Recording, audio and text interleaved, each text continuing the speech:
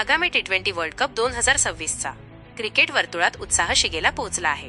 दरम्यान भारताचे माजी प्रशिक्षक आणि दिग्गज समालोचक रवी शास्त्री यांनी एक अशी भविष्यवाणी केली आहे ज्याने चाहत्यांचे लक्ष वेधून घेतले आहे.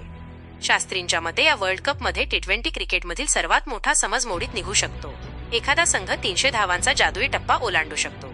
जेव्हा शास्त्रींना विचारण्यात आले की यावेळी टी20 मध्ये 300 धावा होऊ शकतात का, तेव्हा त्यांनी अत्यंत रोखठोक उत्तर दिले. शास्त्रींच्या मते भारत आणि ऑस्ट्रेलियाकडे अशी विस्फोटक टॉप ऑर्डर उपलब्ध आहे जी कोणत्याही गोलंदाजीच्या चिंधड्या उडवू शकते.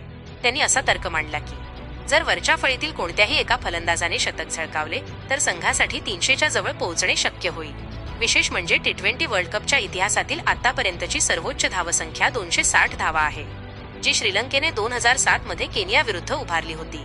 मित्रांनो, टीम इंडियाकडे अभिषेक शर्मा, सूर्यकुमार यादव आणि हार्दिक पांड्यासारखे विस्फोटक फलंदाज आहे जे धुव्वाधार फटकेबाजी करू शकतात.